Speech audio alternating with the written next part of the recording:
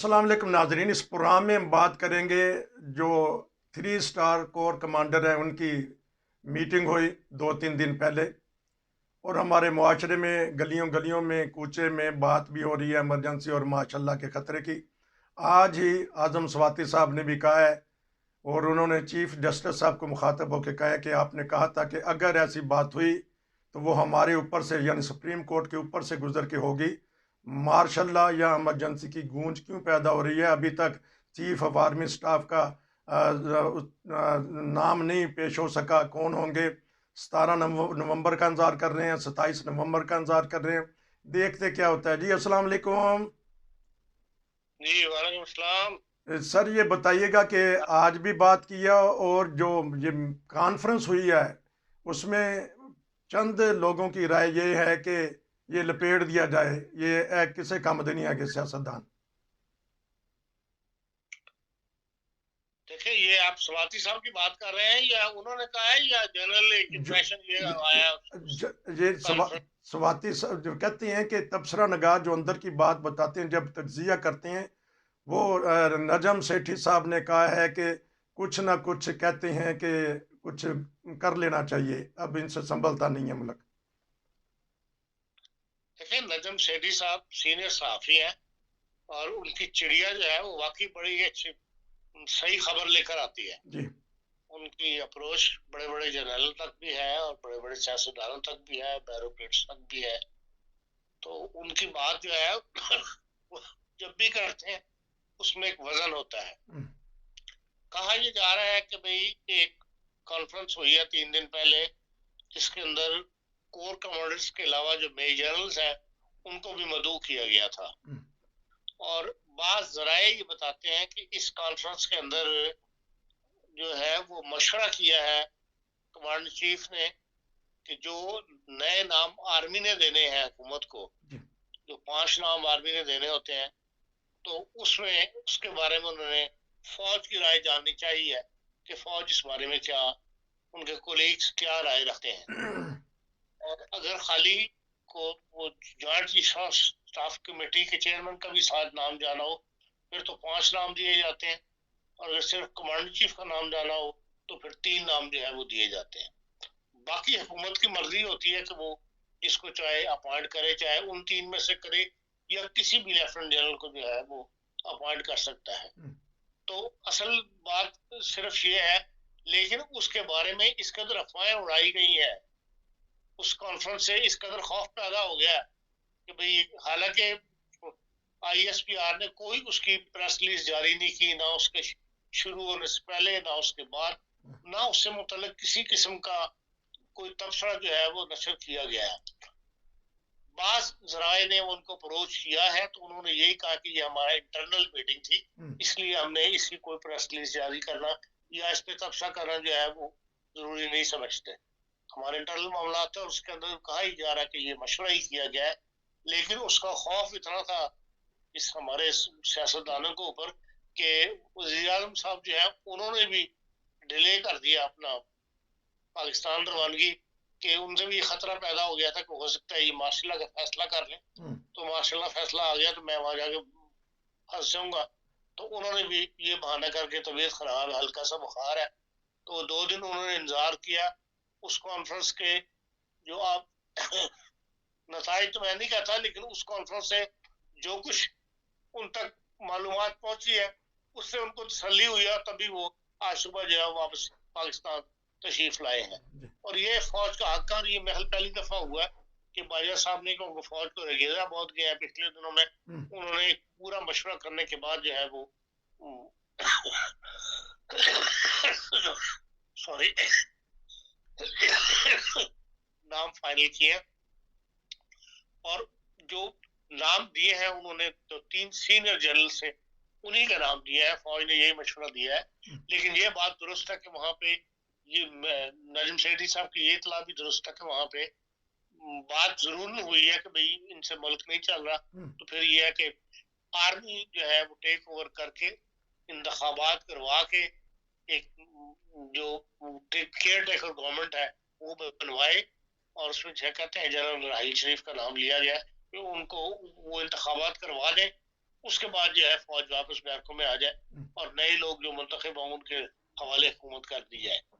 तो लेकिन इस पर किस हद तक अमल होगा या नहीं होगा, ना इसके हालात ऐसे नजर आ रहे हैं, और ना ख्याल यही है कि आर्मी देखेगी कि भाई वज़ीर आज़म साहब क्या फैसला करते हैं।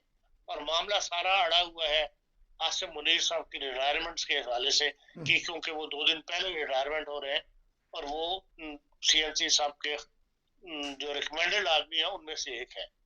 जो शमशाद मिर्जा साहब हैं वो चीफ ऑफ द स्टाफ भी रहे हुए हैं कमांड चीफ के, और जब जर्मनी तशरीफ लाए थे जनरल बाजवा साहब तो उस वक्त उनके साथ ये शमशाद मिर्जा साहब एज मेजर जनरल साहब थे। उस वक्त हमारी भी इनसे मुलाकात हुई थी। और ये 3 बार जो लोग हैं उनमें जनरल आसिम मुनीर साहब को, या कमांडेंट चीफ ओहदा तो किसी का बढ़ा सकता है लेकिन उसकी मुद्दत मुलाजमत में एक्सटेंशन नहीं दे सकता उसको, वो बार हुकूमत नहीं दे रही होती है। और गालिबन ख्याल यही है कि यही इंतजार किया जा रहा है कि हुकूमत जो है वो उनकी मुद्दत मुलाजमत में कुछ अर्से की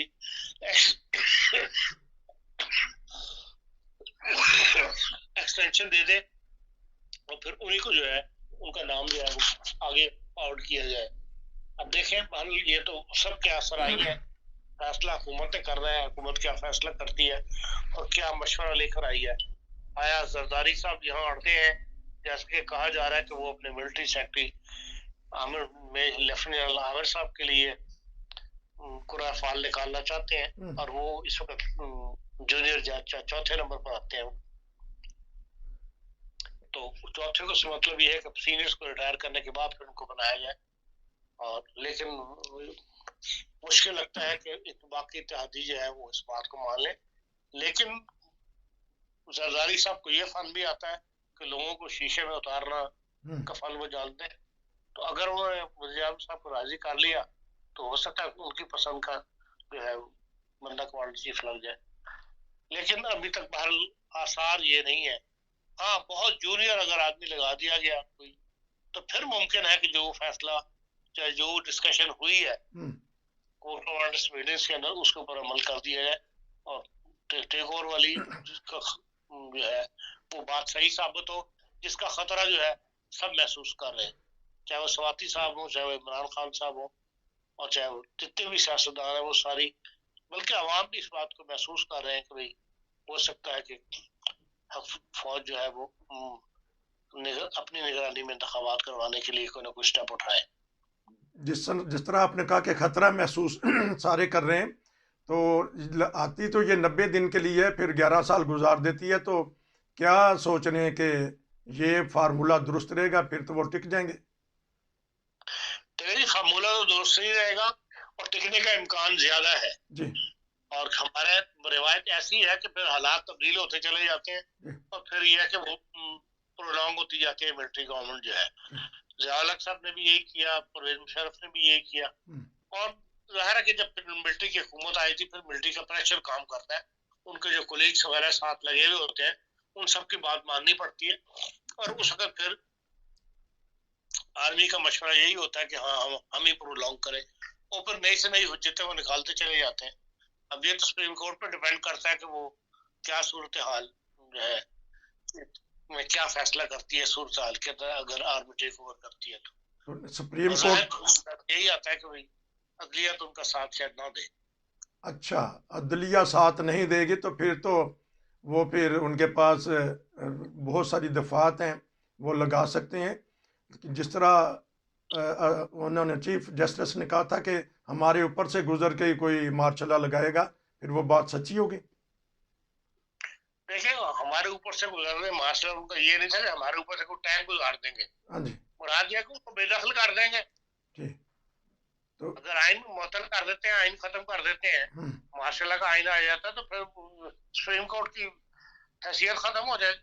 अच्छा, मतलब ये तो खत्म नहीं होगी, लेकिन ये कि भाई इस किस्म का फैसला नहीं कर सकेगी, ऐसा ऑर्डर्स और मार्शल ऑर्डर जारी हो जाएगा कि सुप्रीम कोर्ट इन मामलों में दखलंदाजी नहीं कर सकती, खत्म हो जाएगी। खतरे की घंटी बज रही है। आखिरी 2-3 मिनट ये बता दीजिएगा, 50 रुपए के स्टाम्प पेपर पे जमानत दी एक भाई ने नवाज शरीफ साहब को, अब वो गए हैं, उनको सरकारी पासपोर्ट दिए हैं। कहाँ अदालतों से मफरूर एक मुजरिम और उसके हाथ में सफारती पासपोर्ट, कहाँ 50 रुपये का स्टाम्प पेपर जिसके ऊपर ज़मानत दी गई। लोग चैम गोइयाँ तो करते हैं ना कि एक तो उस वक्त नहीं लेके आए, तो अब उनके हाथ में ये चीज़ दे आए हैं। सी साहब, आप इसका उस बंदे की पर्सनैलिटी को क्यों नहीं देखते? ठीक। आप 50 रुपए स्टाम्प फॉर्म को अहमियत दे रहे हैं। जी।